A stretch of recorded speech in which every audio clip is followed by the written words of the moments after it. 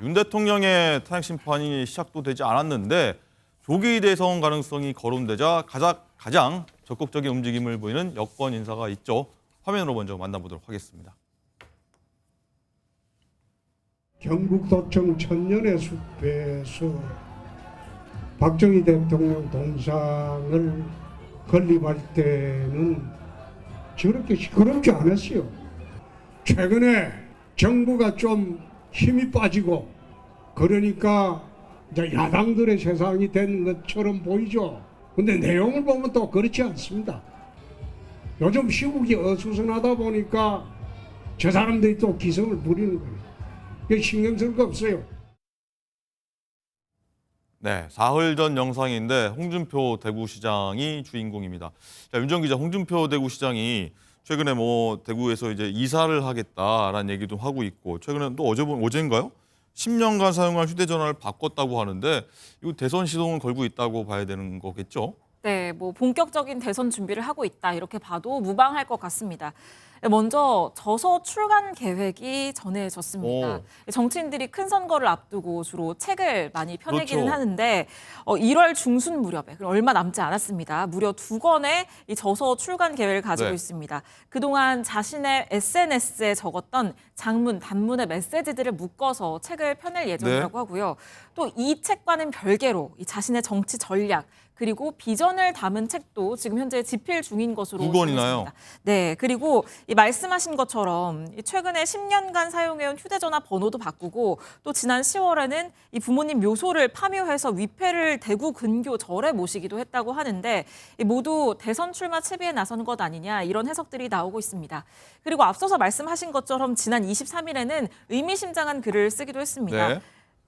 돌고 돌아서 제자리에 왔다고 생각했는데 또 이사 가야 한다는 생각에 연말이 뒤숭숭하다라면서 어차피 대구시장은 4년만 하고 졸업할 생각이었는데 그 시기가 더 빨라질 수 있다는 생각이 들면서 마음이 조급해진다라고 얘기를 했거든요. 네. 조기 대선 출마를 시사하는 발언입니다. 네, 저희가 윤 전 기자도 그렇고 소개하는 것보다 아마 시청자 여러분도 아마 더 판단이 좀 빠르시지 않을까, 비슷한 생각이지 않을까 싶은데, 자, 강전혜 부위원장님, 일단은 보면 조금 전에 화면 나갔습니다만 책 2권을 좀 집필 중인데 화면 보니까 책 제목 하나가 꿈은 이루어진다라고 나오는데 꿈은 어떤 걸 얘기하는 걸까요? 아마 본인의 대권 꿈을 이야기하시는 것으로 보이고 이제는 본인의 그 생각에 대해서 더 이상 감추려거나 하시지 않고 이사하겠다는 이야기도 결과적으로는 대구시장을 중도에 사퇴하시겠다는 네. 이야기를 하는 것으로 보이는데요.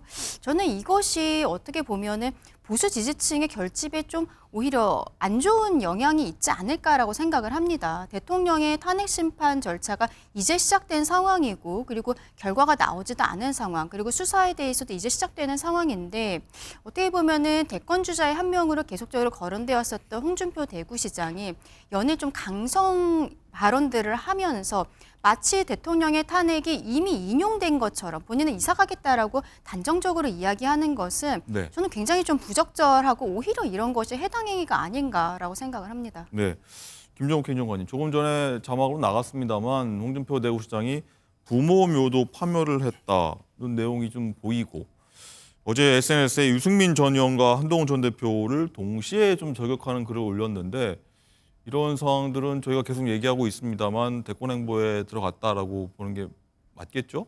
저는 홍준표 대구시장 말이 앞뒤가 안 맞아요. 그래서 대선 후보 자격이 있나라는 생각이 들어요. 아까 말씀하셨던 것처럼 네, 탄핵이 인용돼야 대선이 네. 우리 대선이 실시되는 거 아니겠습니까? 그렇죠. 그럼 본인이 탄핵이 인용된다는 건 내란을 인정한다는 거잖아요.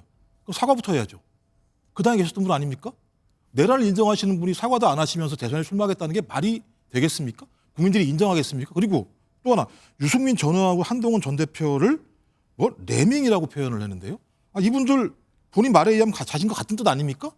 유승민 전 의원, 한동훈 전 대표 비상계엄 문제 있다고 말씀하신 거 아니에요? 그럼 세 분은 같은 뜻을 가지고 있는 거잖아요. 근데 그 두 분이 레밍이면 본인은 레밍이 아닙니까? 그러니까 앞뒤가 안 맞는 말씀을 계속 하시고 계시는 거 하나고요. 일단 마지막으로 유승민, 한동훈 전 대표의 동시 겨냥해서 배신자라고 했던 부분은 본인은 나하고 이 상황이 맞지 않다 이렇게 얘기하는 부분 아니 같아요. 탄핵이 인용된다는 건 위헌 위법적인 비상계엄을 했다는 거고 내란일 수도 있다라고 본인이 인정하는 거 아니겠어요? 그렇다면 셋이 다 뜻이 같은 거잖아요. 근데 그 두 사람만 레밍이고 자기는 레밍이 아니라고 얘기하는 게 말이 됩니까? 최근에 또 자기 최측근이 여론조사 비용을 대납했다는 의혹이 나오고 있습니다.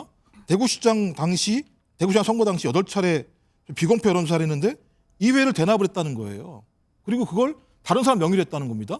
이유가 뭐냐 그랬더니 불법 유출된 책임당원 명부로 여론조사한 거 아니냐 이런 얘기들이 있어요. 그리고 명태균 씨의 핸드폰이 지금 계속 확인되고 있는 상황입니다.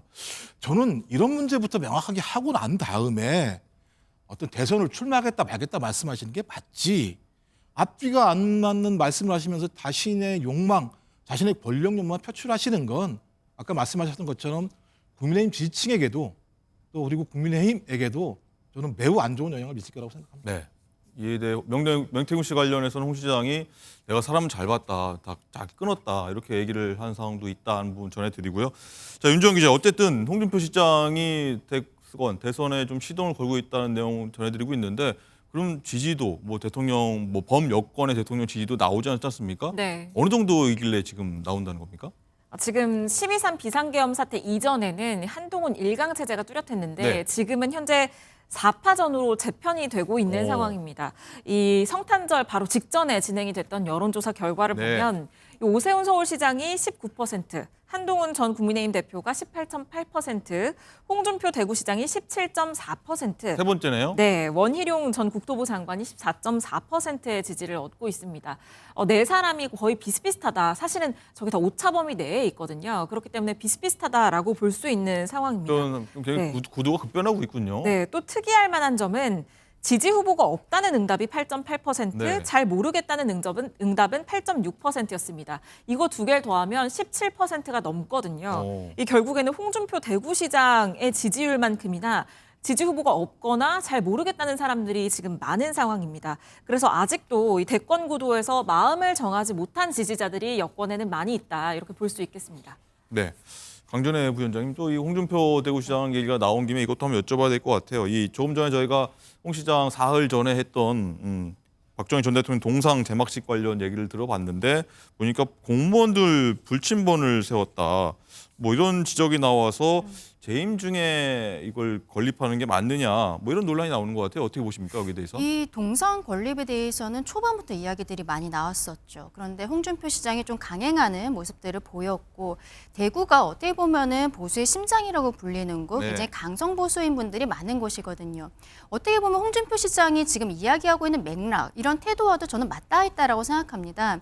이야기하고 있는 것들이 어떤 중도 보수조차도 조금 받아들이기 어려운 이야기들을 하면서 한동훈과 유승민에 대해서는 레민이라고 이야기를 하고, 본인이 과거에 박근혜 전 대통령의 탄핵 국면에서도 당을 살려낸 사람이다라고 하면서 계속적으로 본인을 부각하는 듯한 이야기들을 해왔었거든요.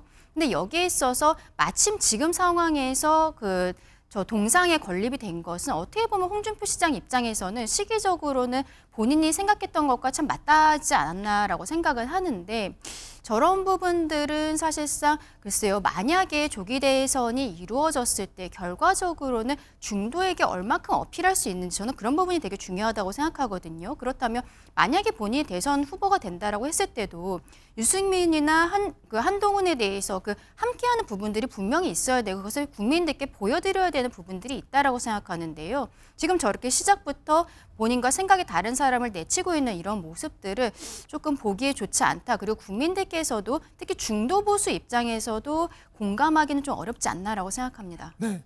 어쨌든 탄핵 심판이 시작도 안 됐는데 이런 얘기가 나와서 좀 많은 분들이 좀 당황스러울 수도 있다, 이런 생각도 들고, 어쨌든 홍 시장 말고도 조기 대선 성사시에 출마 가능성을 내비친 인물이 한 명 더 있죠. 누군지 화면으로 만나보시죠. 조기 대선이 벌어지면 이준석 의원은 출마할 것 같고, 지금 아니에요? 상황으로 보입니다. 조기 대선이 열리면 국민의힘 후보와의 단일화 합당 절대 없다. 불가능합니다. 제가 봐도 그 개혁적인 인물, 정말 봤을 때 저 사람이 어떻게 경선을 뚫었지? 하는 정도가 나올 정도의 각성이 일어나면은 누구? 우리 예. 김상욱 의원 재선 나와가지고 예. 되면요. 그럼 제가 상욱이 형이랑 만나가지고 논의할 수 있습니다. 정치적 일정을. 오세훈 시장이랑 홍준표 시장이 후보가 되면은 안 됩니까, 단일화? 최근에 탄핵 관련한 스탠스나 아니면 이런 부분은 뭐 예. 경선을 앞두고 있다 생각해서 그런지 모르겠지만은 예. 두 분이 좀 오른쪽에 너무 소구하려고 하는 거 아닌가. 아, 그래요? 네, 그런 생각이 듭니다. 만약에 한동훈 전 대표가 후보되면요? 그거는 뭐 평가 안 하겠습니다. 한동훈 대표가 이랬다가 저랬다가 왔다 갔다 한 다음에 용이 된다면 그러면 뭐 얘기해 볼 수 있겠죠. 네, 일단 조기 대선 가능성을 물어봐서 이준석 의원은 얘기를 한 부분인데, 자, 강전혜 부위원장님, 일단 저기 김정욱 행정관께 먼저 여쭤봐야 될 것 같습니다. 일단은 단일화는 국민의힘과는 불가능하다 얘기 나오고, 김상욱 의원이라는 구체적인 실명까지 나오고 있는데, 이 상황을 어떻게 보셨습니까? 뭐 제가 볼 땐 본인이 나오는 건 자유지만 네. 지금 저 얘기를 꼭 해야 되는 건가라는 고민들이 분명히 있습니다.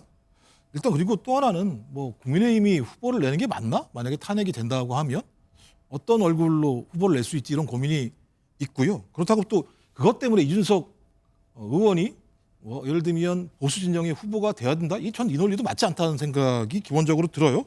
오히려 지금은 헌재가 9명이 돼서 저도 국민들이 충분히 납득할 만한 심리와 변론 그리고 결정이 돼야 된다라고 하는 것 하나. 그다음에 쌍특검 또는 상속특검을 통해서 이 사건의 본체가 무엇인지, 앞으로는 이 사건이 이런 사건이 내란 또는 위헌위법적인 비상계엄이라고 하는 친위 구태타가 어떻게 안 발생할 수 있는지에 대한 부분을 만드는 게 정치인의 기본 아니겠습니까?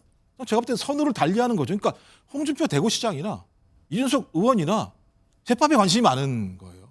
중요한 문제를 해결해야 되는 거죠. 이 문제를 해결하지 않은 정치인이 어떻게 국민들 앞에서 국가를 통치하겠다는 얘기를 할 수 있는지에 대해서 좀 제가 볼 때 이제는 좀 부탁인데 거울 앞에 서서 자신을 잘 들여다보기 바랍니다. 네.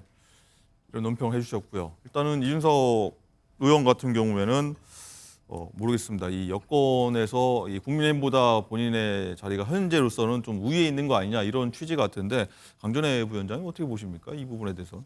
일단은 개혁신당이라는 당이 계속 존속하기 위해서는 어떤 대권 주자가 있어야 되는 것은 당연하다라고 생각을 하고요.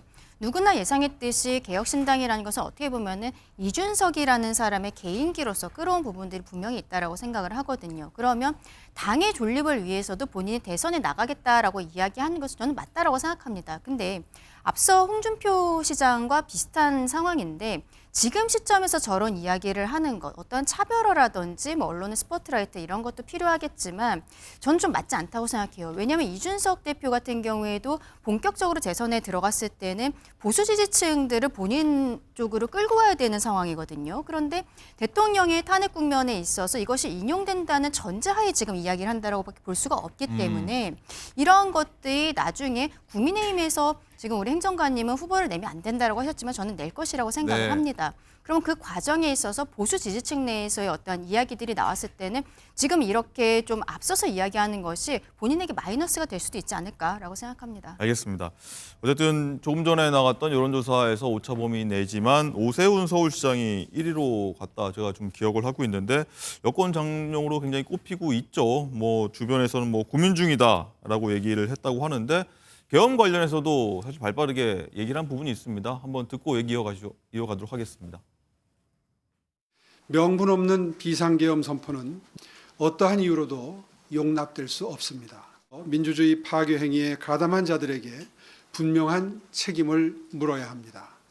이재명 민주당 대표를 위한 행정 및 사법 탄핵의 극단적 방탄 국회가 이번 사태를 촉발한 가장 큰 원인이라는 사실에 비추어 볼 때 차제의 국가 운영 구조에 대한 재점검이 필요합니다. 네, 오세훈 시장이 이 시장직과 대권 사이에서 고민 중이라고 얘기를 했는데, 일단 결단할 시점이 올 것이다 이렇게 얘기를 했다고 하는데, 행정관님은 이 오세훈 시장의 경쟁력을 어떻게 보십니까? 뭐 제가 볼 땐 이미 준비가 했었던 상황이었었고요. 그러니까 지금 이 탄핵이라고 하는 상황이 갑자기 오면서 시점이 좀 당겨질 뿐인 거죠.